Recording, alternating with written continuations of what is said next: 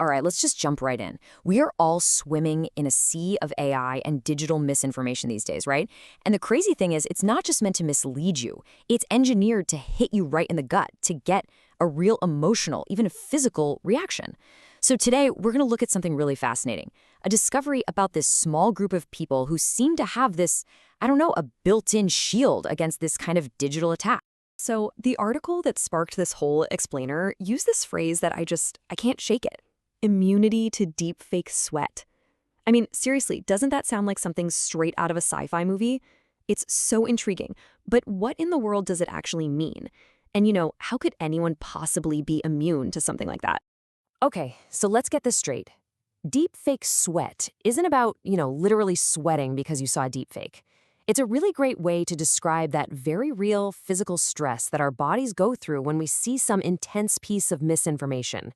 You know the feeling, right? Your heart starts pounding, you get that pit in your stomach, that rush of anxiety when you see some AI-generated horror scenario that just feels way too real. That's deepfake sweat. Okay, but this is where the story takes a really interesting turn. See, researchers started noticing that not everybody has that same gut punch reaction. While most of us are getting totally tangled up in this emotional net, there's this group of people who can look at the exact same fabricated horror story and just stay weirdly calm. Yeah, for most of us, this list probably hits pretty close to home. Think about it. You're scrolling and you see this really unsettling video or a scary headline, and boom, your heart rate shoots up, the anxiety kicks in, and your whole body just goes on high alert.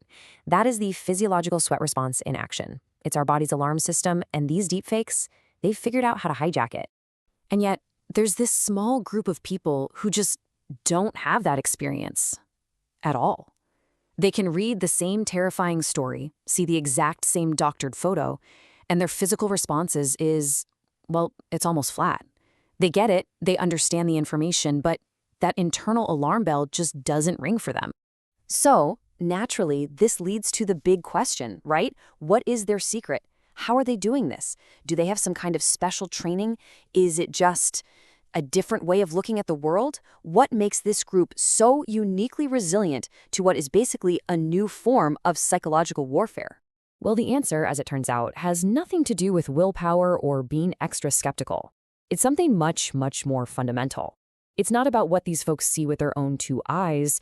It's all about what they can't see inside their own head. And here we have it. The secret is a neurological condition called aphantasia.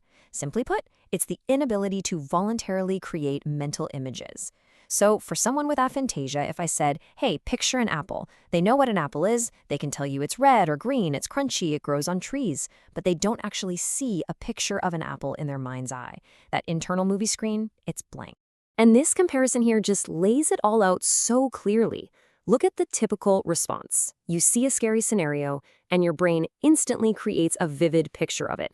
That picture basically has a direct hotline to your brain's fear center, and bam, you get that physical stress response. But now, look at the aphantasic response. They get the information, they understand it as a concept, but that crucial step, the mental picture, it's just gone.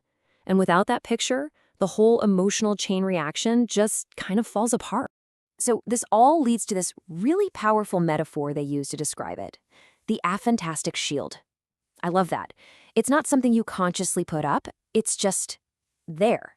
It's an inherent trait that seems to act like a buffer against this specific kind of emotional manipulation. So how does this shield actually work? And there's a quote from the research itself that just hits the nail on the head. It says, because aphantasics lack the physiological sweat response to intense storylines, they may remain calmer when evaluating high-stakes AI misinformation. See, it's that calmness. That's the key. That's what gives them an edge when the rest of us are reacting to all this emotional bait. Okay, so let's walk through how this shield works, step by step. First, you get hit with one of these AI horror scenarios. Step 2, for the aphantastic mind, it just can't form a visual of it. There's no movie playing in their head. So, third, the emotional storyline gets processed, but without any of the scary imagery. And the result? Well, it makes a calmer, more objective evaluation possible. They're looking at the facts, not the horror film. So you might be thinking, okay, that's a cool little neurological quirk, but why does this matter to the rest of us? Well, it's actually huge. It reveals this totally unexpected form of digital resilience. But even more than that, it gives us this incredible insight into how misinformation works on all of us. It shows that the most powerful lies aren't just about feeding us false information, they're about making us picture things. They are literally designed to hijack that direct line from our mind's eye straight to our emotions. So, what are the big takeaways from all this? First, it's a powerful reminder that our internal world, what we imagine and visualize, directly shapes how we react to the outside world. And that leads to the second point. Knowing that a lack of mental imagery can short-circuit that emotional response is a huge deal. Even if you don't have aphantasia, just being aware of how this works is a tool in itself. It's about learning to take a breath and ask yourself, wait a minute, am I reacting to the actual facts here, or am I reacting to the scary movie that just started playing in my head? And that right there might just be our best defense against all this visual misinformation. And that leaves us with this really fascinating kind of mind-bending question to chew on. For pretty much all of human history, a vivid imagination has been celebrated as this incredible gift, right? But now, in this age of ours, an age just saturated with visual lies designed to manipulate us, could a blind mind's eye actually be a hidden strength, a kind of superpower for the modern world? What do you think?